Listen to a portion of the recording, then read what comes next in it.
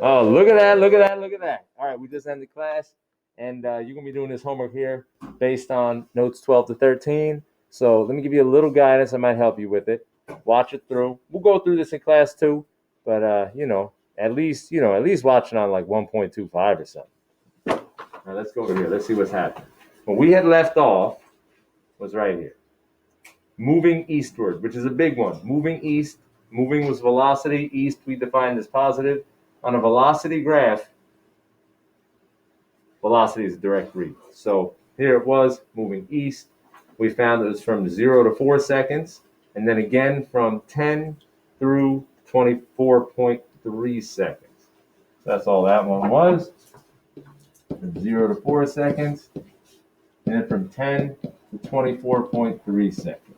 Okay. Now, what does the slope of each graph represent? Well, that's easy stuff. Slope, of course, is your y label over x label. So your velocity graph is just your change in velocity per time. And on your speed graph is just your change in speed per time. Now, change in velocity per time, you can look it up in your reference tables, acceleration. Change in speed versus time.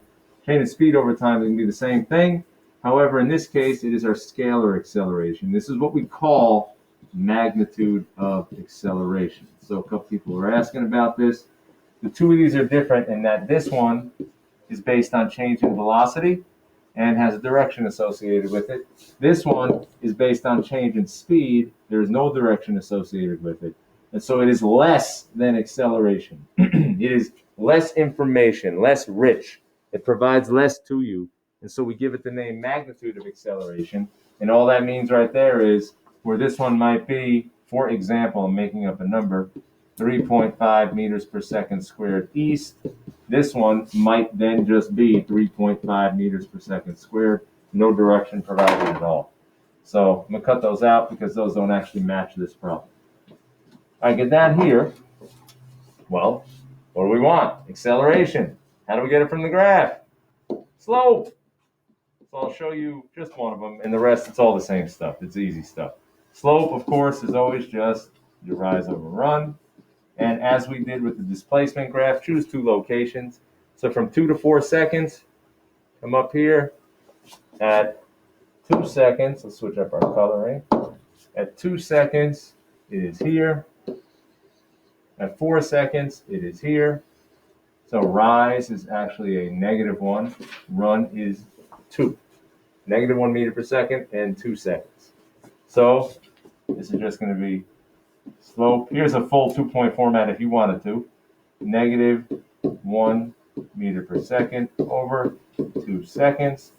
Slope equals -0.5 meter per second squared, which you could equally write as 0.5 meter per second squared west. Alternately, if you did not want to include your units over here, you can come over and have a givens with units like this. You can have your rise as -1.0 meters per second, your run is 2 seconds, and your slope is your question mark, meter per second squared, and then you can leave your units out in the middle, get your answer. All these are the same process, so I assume you're good to go with that. Next page. Okay. Now, one last skill to develop. Keep in mind that when we are interpreting graphs, your protocol is DR.SARF. Now, what we have done is we've done direct read and we've done direct read PLOOS for average velocity and direct read PLOOS for change in velocity. So we have 3 versions of direct read. We just did slope. Rise plus fall is not going to happen on a velocity graph. The only one left, area. So what is area bias on a V versus T graph? Well, of course, the area here is going to be V times T, technically average V times T, which is going to be on the velocity graph, it's going to be displacement, and on the speed graph, it's going to be distance. All right, so the last thing to do is really answer the distance question. What is the total distance that the Zamboni covers over the first 10 seconds? So here, how will we get distance? Well, distance is a scalar. So if we have the option, we would prefer to pull this from the scalar graph, speed versus time. And yes, we have one. So check this out. What do we want? Distance. How do we get it? Well, you can go through your DR.SARF over there, but we're going to get it for the area. It's the total distance from 0 to 10 seconds. So what you need is the area from 0 to 10 seconds. And that actually is a fairly easy math problem. You just got to be disciplined about it. Here's where the 10-second mark is. And so you need to get your area here. Well, check it out. You have a trapezoid and a trapezoid. And for most people, you will probably do a rectangle right here. And then a triangle right here. And then a little triangle over here. And you actually have the same size one on this side and a rectangle in the middle. Okay, there's your area, all those nice colors. So nice and flowery. So there's your colors, and there's your area. And all we have to do now is calculate that area. So how do we calculate that area? Well, let's see here. That area is just going to be the area of, ooh, that's some chunkiness right there. That's going to be the area of the rectangle plus, is this now dash? We're cooking with gas right here. The area of the rectangle plus the area of that triangle plus the area of the little triangle plus the area of the little rectangle plus the area of the little triangle. And if we want to color code these, that first rectangle was actually yellow, and that first triangle was the green one up there, and then that next little triangle we made blue, and the last little triangle was also blue, and then we had that magenta for the little rectangle in between.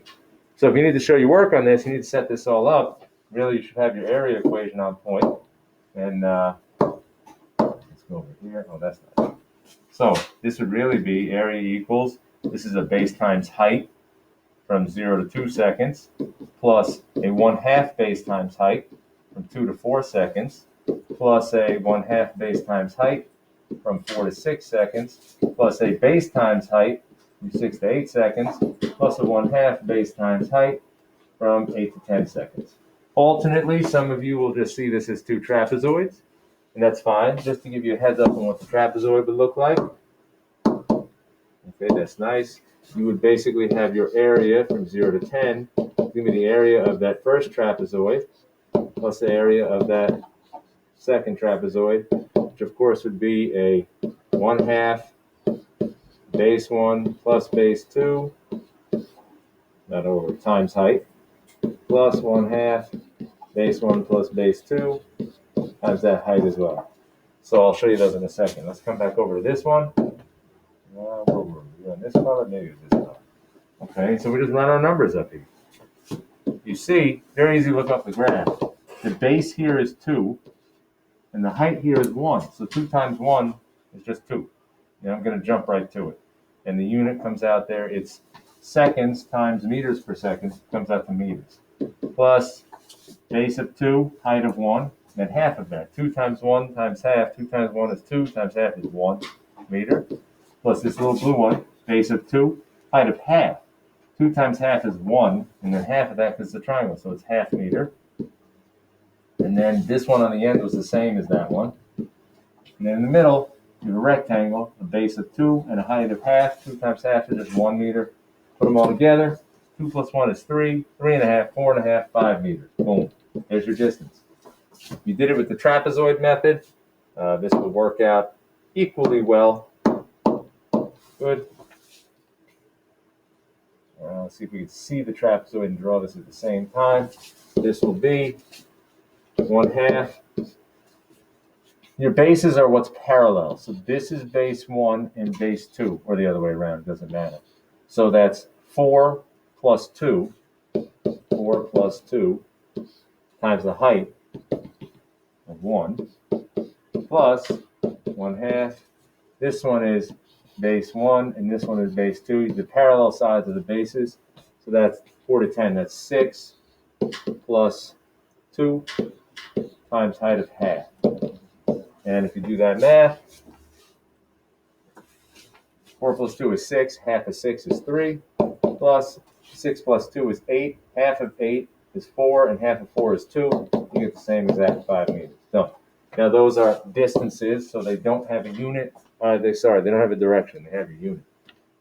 The last one, which is an H question, but it's very doable. Remember, H just means outside the typical curriculum. It's not always hard. So this is one you can definitely get. Total displacement of the Zamboni after 10 seconds. So now they want displacement. What do we want? Displacement from 0 to 10 seconds, or at 10 seconds. So what do we need? How do we get it from the graph? Area. And so we want the area from that 0 to 10 seconds. But of course, this is coming from the vector graph. So we need to pull this off the velocity graph. So let's jump up here and look at our velocity graph. It's actually the same shapes as what we had before. However, here's your same rectangle. By the way, it has the same exact dimensions. Check it out. Though the scale is different on here, so it looks different, it's really not. It's got the same base of 2 and height of 1. It's the same 2-meter area as before. Okay, then we got that same little triangle over here. Again, same base of 2, height of 1, and half of that. Now notice we have the same little triangles we had before, but it falls below the axis. And also on the other side, below the axis. And finally, we have that same little rectangle, but it falls below the axis. And in fact, if you do all the areas, they come out exactly the same. So this one is 2. This one comes out the base 2 times 1 times half, because the triangle is 1. This one comes out the base of 2 times half is half, times half because it's a triangle. So that becomes, let's see, 2 times half is 1. Half of that is half. So this is half again. This is half again. And this is just 2 times half. This is 1 again. So it's the same areas as we had before, except we have these 2 above the axis. Here's your axis. These 3 below the axis. So what do we do with that? Well, these 2 are actually going to be positive 3 area. And these 3 little areas over here, half and 1 and half, are going to be a negative 2 area. And so how do you actually do that? You come down over here. And while you're doing this, you're just going to have your positive 3 meters plus your negative 2 meters. This is going to come out to positive 1 meter, which is 1 meter east. So anything below the axis is a negative, anything above is a positive, and that's it.